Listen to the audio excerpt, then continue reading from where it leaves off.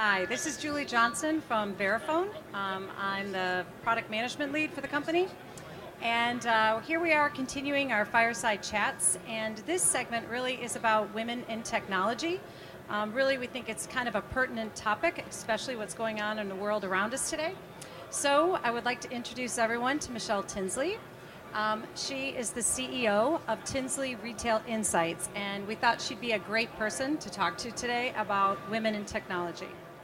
Thanks. It's a real honor to be here, Julie. I've been working with Verifone for years now, so it's exciting to, now that I've moved into a new space with my new company, talk about women in technology and kind of the background and how I got here. Yeah, I think let's start and talk chronologically, if that's okay. I thought it'd be great to understand, how did you even get into the tech industry to begin with? So funny enough, when I was graduating college many, many moons ago, it was a recession, and I was really trying hard to have a job offer upon graduation. I did have one. It was to sell paper business forms. And then when I kept interviewing, because I was like, oh, that's kind of a strange, not terribly exciting position, I wanted to get into pharmaceutical sales, and I could not for the life of me get an interview with Merck. But alphabetically that week was Intel, which I thought was a phone company. And my parents then set me straight that no, they were actually making semiconductors.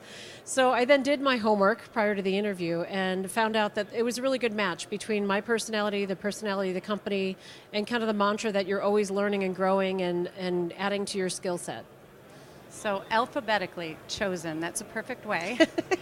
So once you entered into the tech field, can you kind of tell us about, what's your career path? Were you always in a certain function? Did you bop around a lot? Like, what was sort of your path? Sure. So I did start as a financial analyst right out of my undergrad and worked in a variety of finance roles for 18 years. During that time, I did move with the company to Arizona and was able to get my evening MBA for 2 years. And then did an international assignment. So we can talk more about that later. But after about 18 years in finance, I was at that point a mini CFO of one of our business units, which is today's Internet of Things group. And I kind of felt like I was falling in love with the business. And finance's mantra was to always rotate over every so many years to a different part of the company. And at this point, I just didn't want to leave. So I decided to move into the operations and be a general manager of one of our divisions. And then after that, I did more in the product marketing and marketing director space, so innovating and kind of being more of an entrepreneur within the company. And most recently, a year ago, I moved into sales. So I moved across different functions. What I would always say is when I made a move, I would keep 2 of 3 things consistent. Either the business domain that I was working in, the functional domain that I was working in, and the external contacts and network. So usually you can change one of those at a time so that you're, again, not being too crazy about how big of a leap you're taking. Yeah, and one of the things that you and I talked about is there's certain kinds of experience. Having like line experience, we talked about really is important. I mean, for anyone, male or female. Do you want to kind of talk about that a bit? Yeah, so I think what I've, by, again, not conscious design, but what's happened is develop both functional expertise in finance, but now also that line or operations, running the business, driving a P&L, adding revenue to the bottom line. To me, any professional executive needs to think about doing both of those things in their career if they want to aspire to do higher level things like serve on a board of directors. So I know in the future when I look at things like adding myself to other boards, that's something that will help me, is that I've done both those. And there is a little bit of hesitation because I do also consider work-life balance. I have young children. But then the thing is you then think through, how do I just make it happen? Are there things that I could do to accommodate or coping mechanisms we can put in place that would make this doable? So rather than ruling it out and saying no, just thinking of what would it take to be able to make this opportunity happen. Right. So you mentioned the board, new to a board, and that's absolutely thrilling. Yeah. Can you tell, how did you get that job? How did you get to be on a board? Sure. So I had served in the past on nonprofit boards, both with the YMCA and also WNET, the Women in the Payments Industry nonprofit. But more in the for-profit space, I was on a startups board.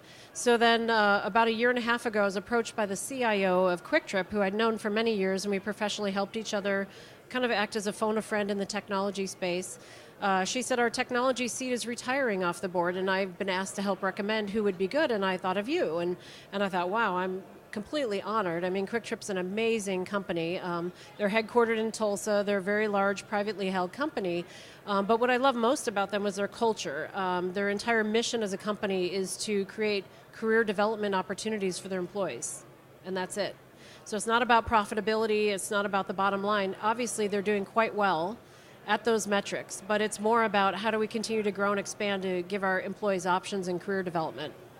But I guess thinking about it, you've done finance, product management, GM ran a business, on a board, and now a CEO. Yeah. So tell me more about the challenges of being a CEO. So I think the biggest thing I'm just learning right now is how do you do a startup? I mean, obviously for me, I was strategizing, okay, if I'm working with retailers, one of the biggest show in retail is NRF. So knowing that January 1st I'm on my own, I better be ready with guns a-blazing at NRF. So get the website up and launched, get my IT background going, know how to be able to take payment, start landing customers, have a boilerplate contract, have an NDA. But now it's getting into what I call more the fun space now that those kind of tasks are out of the way. It's more the cultivating a client base, really touching base with people in my network that I've known for years that maybe because I was so busy with the crazy corporate job, I hadn't had time to touch base with them. So it's really fun to just have the time to reach out, understand what they're going through, and then hear to them what are the problems that keep them up at night. I want to be, again, setting my own way that I'm going to run this business, which is very customer centric and really thinking through how do I help them. There's a myriad of technology out there. Sure, there's always new things invented, but usually the difficulty is around the business model, how does this jive with the corporate culture, the brand, or the customer experience they want to enable. Yeah. So, wow. So you've kind of soup to nuts, and you've done it now. Another thing, kind of stepping up higher level, and what's going on with the political climate and everything going on in the country right now. Do you have any thoughts about women in leadership today and how that impacts people like ourselves? Sure. So obviously I've been on the WNet board for 2 years, so we as a board have had many a conversation about this and say the time is now to really help the payments industry become more diverse, and not just women, not just certain categories. It's really about valuing every employee and helping them find their career path, which is the best thing for corporations anyway, because they will get more contribution to the bottom line if their employees are engaged and happy and doing the work that they love.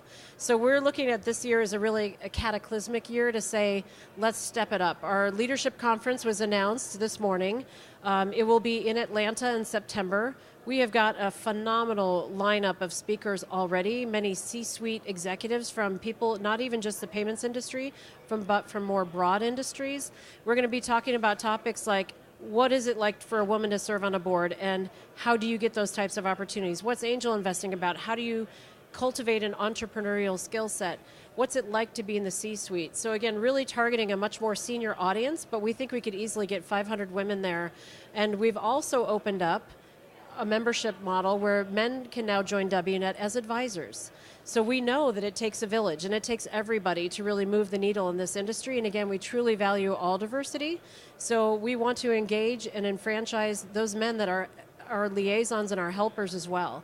Because it's not about women taking over the world, it's about women helping shape the future. And that's what I think is so exciting about today's times. Yeah. So do you think, kind of as sort of a last note, do you have any professional advice for a woman in just starting her career on some of the steps that she should go after to kind of navigate herself? Absolutely. I always boil it down to just 3 quick things. First is be your own best boss and or mentor, because really if we leave ourselves to our own devices, it could turn into negative self-talk, and instead be more productive and say, what could I have done better? What would I like to do differently next time? And what did I do great that I want to keep repeating?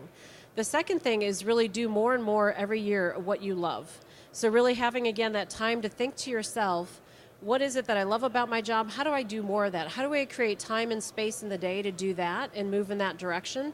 And maybe deprioritize or delegate or give others opportunities on the stuff that I'm just not excited about anymore. And then the third thing is create your own opportunities. A lot of times it's making your goals explicit, like telling somebody 5 years ago that I was interested in someday being on boards. That turned into an opportunity many years later. So really kind of making your goals clear, but also trying to create your own opportunities. Wow, that's great advice for me myself today. Thanks. Okay. Thank you. So anyways, thanks so much, Michelle. Sure. And thank you.